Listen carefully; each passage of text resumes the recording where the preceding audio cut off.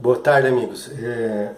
Nós estamos tendo problemas muito sérios com o problema dos fogos de artifício agora na época da virada do ano.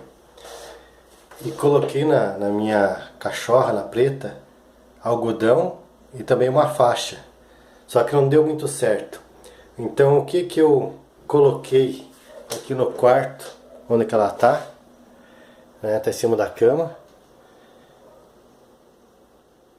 O que deu certo pra mim? É barulhento, mas é o que tá abafando o som dos foguetes.